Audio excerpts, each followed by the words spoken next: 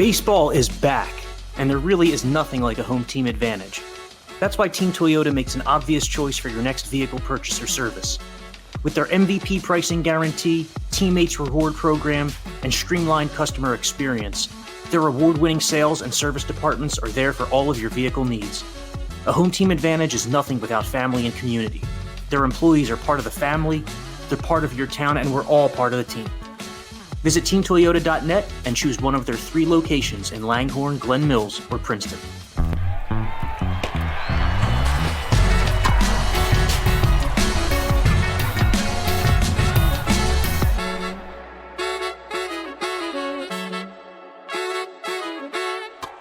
Hey everybody, welcome to the Phillies Talk Podcast presented by Team Toyota. Corey Seidman and Spencer McKercher here with you today.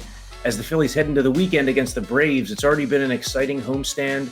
Phillies 3-1 so far against the Astros and Braves. A big comeback win on Thursday night. Phillies fell behind 4-0, but Nick Castellanos, Brandon Marsh, and the bullpen brought them all the way back for what was just a really important, series opening victory over the team that's still chasing the Phillies in the NL East. Spence, when the series began, the Phillies knew that if the worst case scenario happened, that they would emerge from the weekend with just a 1-game lead, right? That would have been the worst case scenario. Now they know that it'll be at least 3 games.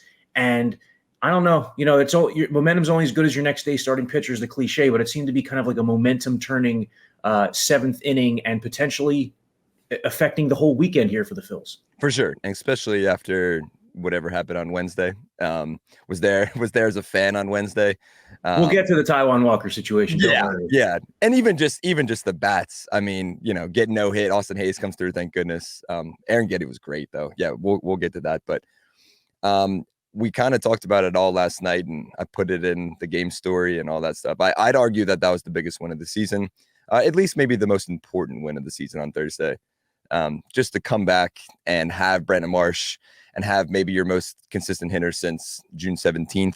It was the numbers that they ran on Post Game Live yesterday, where Nick Castellanos was batting .304, 10 homers, just hitting the ball well. And as Nick says, happy people hit the ball. And his post game comments have been so good over the last few nights, and it's a glorified batting practice, and he just looks for his pitch and hits it as hard as he can. So, in which he did that on Thursday, and just a huge win. And Charlie was great. Charlie was fantastic. And even Ruben Amaro kind of said, he was like, before the game, he was like, man, just the way that they've been chasing and stuff, like Charlie might be really good tonight. And he was great on Thursday. But I think that was an incredible win, especially when the bullpen comes down and shuts down the door too. And to have Whit Merrifield come up again in a situation and as the last hitter of the game and kind of battle with Hoffman there, and Jeff gets him to ground out to Sosa at third. And just a great win for the fellas. And yeah, hopefully, like you said, take this momentum into the weekend. Yeah, it was big to see a couple things there.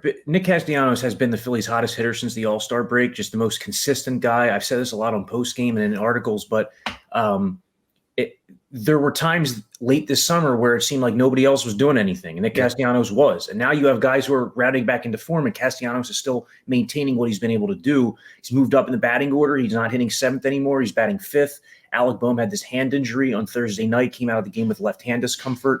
We're sitting down to talk about this about an hour before we'll hear from Boehm and Rob Thompson, so we'll know more about that as the weekend progresses. But if Boehm's out of the lineup Friday, Castellanos probably slots into the cleanup spot, And Castellanos, you mentioned that some of the post-game comments this week have been enlightening, and they have been. I mean, there's been the funny Nick Castellanos, the philosophical Nick Castellanos, but there's also been, I thought, kind of like this kind of takes you inside his mindset as a player and just his overall game, that when he was asked about whether he feels like the 5 spot suits him better than batting 7th, his answer was telling. He said, yeah, not from a selfishness standpoint, but because when there's less power behind him in a lineup, he's a free swinging player. He knows that pitchers are going to try to make him chase, and they're not going to feel like they have to attack him in the zone. If they walk him, okay, they're pitching to Austin Hayes or Johan Rojas. Whereas if you walk him in the 5 spot, you're pitching to JT Realmuto perhaps, or Bryson Stott, a better hitter. So he's been really big. Brandon Marsh, that was a huge swing against Charlie Morton.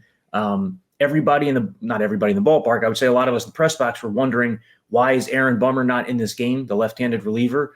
The Braves they started the year with 3 lefty relievers, right? They don't have AJ Minter anymore. He's out for the season. So you would figure if they had the 3 lefties that you definitely would have seen one in there. But hey, Brian Snitker kept Charlie Morton in there, and that swing changed the entire game. If you have a lefty on Marsh there, probably an out, even if you pinch hit him with Weston Wilson, who knows what happens, but really just changed the complexion of that game and maybe the series. And, this is all relevant because the Phillies might end up facing the Braves again in the NLDS.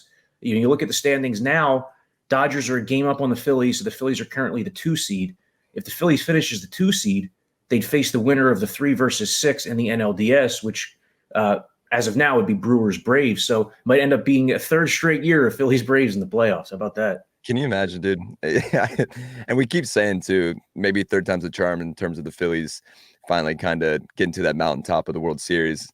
But then again, maybe the Braves are looking at 3 times the charm for them, vice versa. So yeah, this series is crazy. And we talked about last week on the pod, I said, I think we recorded on Friday last week, just like we're doing right now. And I was like, a week from today, there's a chance that the division could be tied, right? And now that it's 6 games here, they come through, huge series win against the Stros, and then they come back and win on Thursday. Just fantastic. And I can't imagine. I mean, it's probably, I'm not going to say it's definite, but it would be crazy to face the Braves again in the playoffs.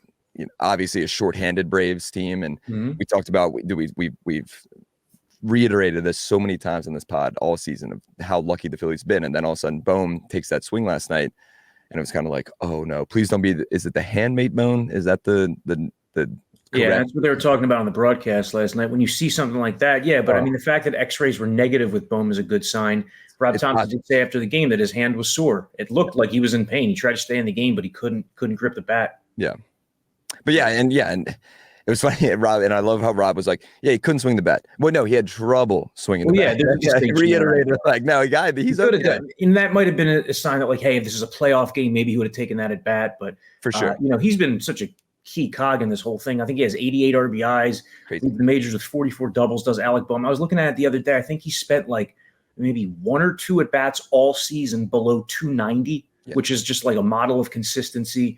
He has not come through with runners in scoring position this week. He stranded a ton of base runners. But, one of the things about picking up just 1 game in this Brave series, ensuring that, you end it with at least a 3-game lead, people think back to like 2007 when the Phillies made up 7 games and 17 on the Mets, right? Yep. The difference is the Phillies swept the Mets at one point in that run, right? They went 3-0. After this weekend, there are no more head-to-head matchups between the Phillies and the Braves.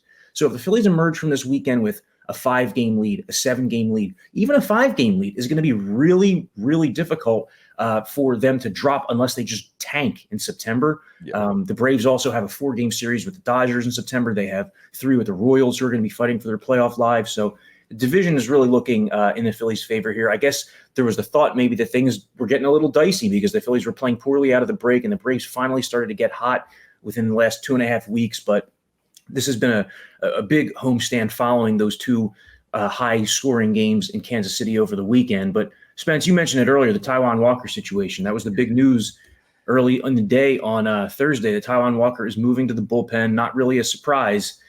He's owed a lot of money, and the Phillies are trying to figure out what to do with him, and it wasn't working out in the rotation. That's for sure. That's for sure, dude. And, yeah, we've been saying it. It was if and when it was ever going to happen. And I give Rob Thompson a lot of credit for sticking with him, just trying to get him right. Because I think Rob Thompson knows, the Phillies know that Taijuan is better than what he's showing right now. Just going through a rough patch. And I know the Phillies fans, dude, I think you were there on Wednesday too. And just the crowd just letting him have it, especially when he came back out. But you have to understand that they have some very important series this weekend. You can't just waste your bullpen on a game that you're down 7-0, early, and you also don't have a hit going into the 8th inning, whatever.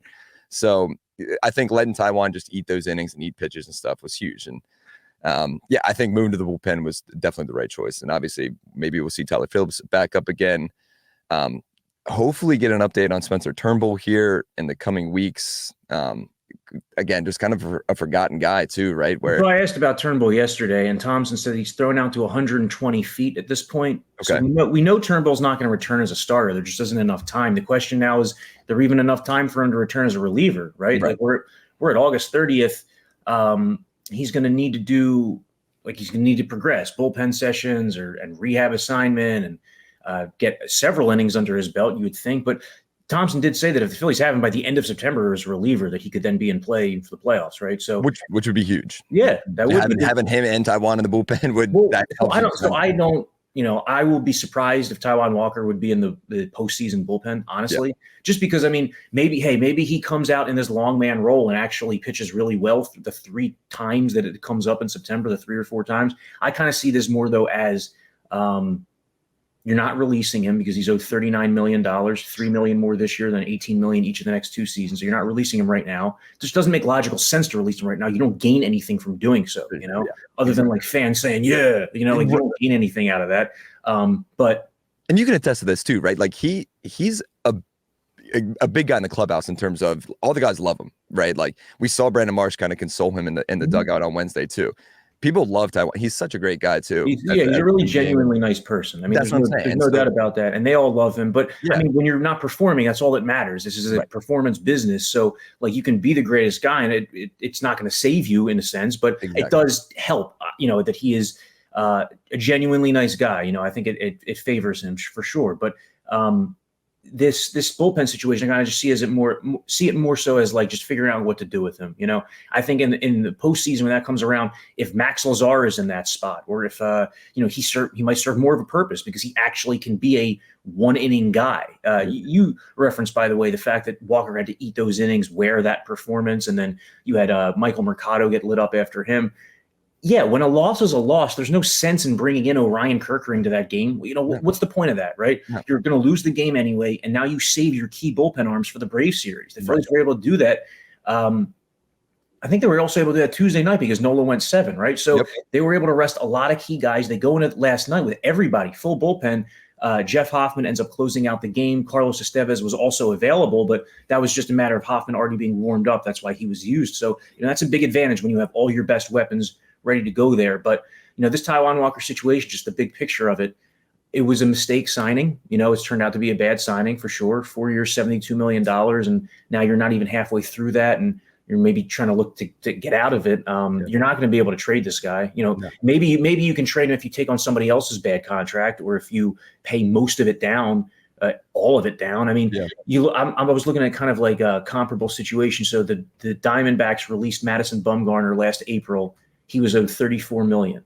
Walker will be owed $36. Comparable. Jose Abreu was released by the Astros, owed about $29 to $30 million. So it's not unprecedented. But the other part of that is that starting pitching is kind of precious. So you go into 2025, Phillies have 4 starters locked up in Wheeler, Nola, Suarez, Sanchez. I could foresee this being like a battle. I could foresee in spring training 2025, Walker's competing for that spot. Maybe Colby Allard types are competing for that spot. Maybe a guy you signed for like 1 year, $1 million.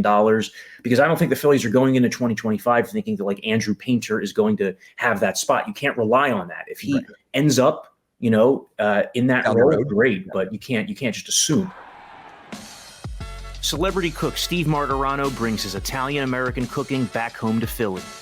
Enjoy Martirano's Prime at Rivers Casino and Steve's famous meatballs with Sunday gravy, prime steaks, and more. Make reservations for Martirano's Prime on OpenTable. Right, and Phillies fans are going to want to hear Andrew Painter being an option for that, but it just won't happen. I don't think so. At least not in spring training at the beginning of the season. Keep in mind, this guy still hasn't thrown 100 innings in the minor leagues or the majors, obviously. As much as everyone wants Andrew Painter and as much as it's kind of been a forgotten about thing, we haven't heard from him. We don't know. We know he's been kind of thrown to 120 feet and off the bullpen and all that stuff. But yeah, it's going to be a fun little battle come spring training next year for that 5th spot. Tyler Phillips will obviously be in that scenario too. But looking at it right now, Tyler Phillips needs to come in here, probably him or Colby Allard, but Colby Allard can't get brought back up until middle of September, like September. Yeah, 10th. So Tyler Phillips can be called back up tomorrow. When you get optioned to the minors, if you're a pitcher, if you're a position player, it's 10 days you have to stay in the minors. Position player, it's 15 days before you can be called back up unless there's an injury, unless there's like an extenuating circumstance. The reason that baseball instituted that I can't remember how many years it was ago at this point, it might have been like 5 years ago, is to prevent teams from doing what they were doing, which is you would call up a pitcher, send them back the next day, call them back up, send them back the next day based on bullpen availability. So, yeah, it looks like Phillips will get 2 starts next week against the Blue Jays and Marlins. 2 big starts for him. Which is huge. Yeah, exactly. On the road, too. And we talked about it going down to Miami in the House of Horrors. You got to have momentum going to that. And Toronto, too. You know, I feel like every time they go to Toronto, it's always a battle as well. But, by the way, I had this kind of thought yesterday. I brought it up in the office as everyone was kind of leaving. Can you imagine, like, say, I think that Cubs series, middle of September, I think, say they clinch the division. Say they're winning. They're a game out from clinching the division, right? And they're up 9-0 on the Cubs on that Wednesday or whatever it is. And Taijuan Walker comes in and finishes the game to clinch the division. It would just be the most poetic ending to a division win for the first division title in 10 years. That's I didn't know where you're going with that, but I mean, hey, I could foresee that. Looking at like the clinch scenario. I mean, yeah, we're weeks away from it at this point, but yeah, it could be that like you might identify that at Mets series, September 19 through 22, just based on the fact that the Phillies have this 5-6 game lead on the Braves. They might be able to wrap it up a little early, which would have big ramifications for the playoffs in terms of aligning your rotation on top of getting the bye. Then you're in the inverse perspective now of like having too much rest, right? Yep, but I'm sure that'll be a big topic a few weeks from now. That'll probably be the topic a few weeks from now. For sure. Yeah, we saw the last 2 years. Is it going to be too much rest? So, yeah, the deal with Colby Allard, though, is that he can be called back up on September 10th. So it looks like it'll be Phillips for 2 spots in that 2 starts in that rotation spot Tuesday and Sunday of next week in Toronto, in Miami. And then if Phillips is pitching well, maybe he continues on. But if he's not, Colby Allard could come back up. Rob Thompson did say on Thursday that Allard's the guy who's pitched the best in that rotation spot. 3.50 ERA in 4 appearances. The last 3 of them, I think it was like 4 runs in 14 innings, only 2 walks. That's been a big key for a guy like that who relies on pinpoint command. So when you're not putting guys on free passes, it helps you out because you know there's going to be contact and balls in play. But, one other thing I just want to touch on in that first Braves game that I thought was important, Brandon Marsh, the home run, yes, he's using the whole field again. Home run to the opposite field, double to the opposite field. It's a baseball cliche, but it's cliche for a reason, right? When a guy's going to the opposite field, he's locked in, he's seeing the baseball well, he's letting it get deep, he's not swinging out of his shoes, and all of that is true right now with Brandon Marsh. I asked Rob Thompson last night, like, what is it that gets guys out of that during the course of a long season? Is it just that it's like you can get into a rut? And Thompson said it's a mixture of sometimes it's fatigue, sometimes it's trying to do too much, it's pressing because you're trying to pull a baseball, hit it 1,000 feet. But whatever the case is for Marsh, he looks to be settling in. And then Bryson Stott reached base 3 times last night, walks, 2 stolen bases. He has not been hitting the way that he would want. He's not been a happy camper this summer because he hasn't been performing. But if he can start working counts and being a difficult at bat like that, I think the hits are going to come from him. I still see a lot of, contact upside, batting average upside in Bryson Stott. That's a piece of the puzzle the Phillies really haven't had this season. If they can get him in September, maybe this offense can really take off. That'd be it, dude. We've been saying it all year too. It'd be so great to have Bryson Stott. And Saturday in Kansas City in that second game had his first 4-hit game of the season. And you'd almost saw the weight off his shoulders, as it was a great win for the Phils, scoring 11 runs. And yeah, his first 4-hit game, JT obviously hits 2 bombs and kind of rocks from there. But yeah, that was a very underlying part of that win on last Saturday was, by the way, hey, Bryson Stott had 4 hits in the game for the first time in a year. So yeah, dude, if they can get him going, and obviously then we talked about the lineup. You keep Nick at 5 there, have Stott at 6. Then obviously, again, you can't even just throw to Stott. Then you have JT's batting 7th. So, yeah, it's a whole. Bryson Stott is a huge cog in this lineup, and if he can continue to kind of just keep it going a little bit, especially leading into the playoffs, whether the power's there or not, just like you said, him getting on base, seeing pitches and everything would be huge for this team. And kind of talking about power, I know everyone's really concerned about. I don't know where you were going after this, but. The topic of discussion that I've seen, especially on Twitter and everything, is Bryce, what's going on with Bryce? Obviously, the power's not there. I am personally not too worried about it. I think things happen. People are saying that maybe his elbow's starting to hurt a little bit from his Tommy John from last year, but I don't know, man. I'm not worried about Bryce, and especially today as we sit down and record this, it's the 1-year anniversary of his 300th home run. What a win a year ago against the Angels. They lost that game, didn't they? They Bryce hit the 300th home run, and then someone, I forget who blew it. Someone blew it. But anyway, yeah, the I'm still thinking about Gene Segura's 250th double personally. I don't know, but so I think with Bryce, he is wearing the elbow brace again a little bit. So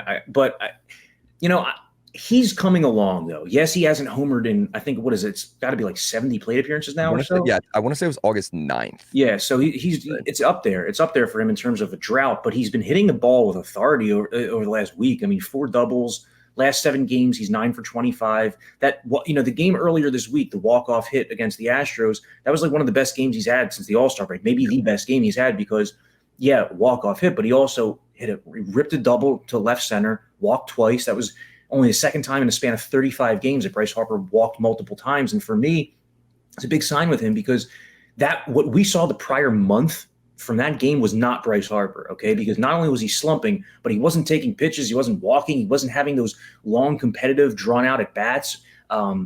And he's been, as he admitted, he's been rolling over a ton between first and second base. But he's not a guy I worry about. And we've seen him go through the ruts. We've seen him have think about this. We've seen him have pretty rough Septembers, right? Yeah. And then have huge Octobers. So I don't necessarily think that just because he's in a 3-week power drought here in August that it is a really clear sign that he's feeling injury or that he's going the wrong way. But if it continues in September, maybe that question will become a little louder. But the Phillies, I see a lineup is kind of coming back into its own a little bit. Like Trey Turner's not making Trey Turner's not popping up on the first pitch, and Castellanos isn't popping up on the first pitch, and guys are. It's really stuck out. Like even yesterday before they got to Charlie Morton, right? They had 4 walks in 4 innings off of him. They were working counts, right? And it gets frustrating for fans when they see you not come through and runners in scoring position in those situations. But as Nick Castellanos said on Thursday night, it didn't feel like Wednesday. It didn't feel like they were getting dominated. Like Wednesday felt like they were getting dominated by Spencer Arrighetti. But which they were. Yeah, no doubt they were. That was a bad day. I mean, it would have added insult to injury if they got no hit, but they were able to avoid that, right? Especially against the Astros. But yeah, it's a big weekend here. You're not seeing Chris Sale. You got Wheeler, Nola, Ranger Suarez going. The Phillies are kind of looking to finish this Brave series off with a bang. I mean, a sweep would be amazing, but even if they win 3 or 4, even if they split, they're going to end the weekend in really good shape in the division. That's all we can hope for is I'll take a split. As long as you can get that division lead, you keep it at, like you said, 5, 6, we'll get there. I did tell my girlfriend, not that this matters, but I wasn't going to shave until the division was back up to 10 games. So that's why the beard looks the way it is. All right, so they need to make that happen immediately then, I guess. The beard is, for anyone watching, the beard is getting thick, but for anyone listening, it is, we're getting there. But yeah, I mean, it'd be great. Once the Phillies get past this weekend too, then you start to think about again, okay, home field advantage, right? They were at one point, they were like 2.5, 3 games behind the Dodgers, but now it's only a game behind and the Phillies own the tiebreaker. Big deal. It's a big deal to get that, for the NLCS, hosting the NLCS as opposed to having to potentially head out to LA or head out to Arizona, one of those places. So, once they get past this Brave series, then you start to focus again on the seeding. Yeah, and the Dodgers have a huge series coming up this weekend with the Diamondbacks, who are chasing them. I think it's 4. I think the Dodgers are up 4 games right now over the D-backs in that NL West. And so huge series for them. And obviously the pressure could be on just as much as it is with the Phillies as them, as it's a huge division battle here as we get to September. Sunday? Here we come, baby. We made it. Rosters are about to expand. Well, thanks a lot for listening to the Phillies Talk Podcast. He's Spencer McKercher. I'm Corey Seidman. Catch you next week.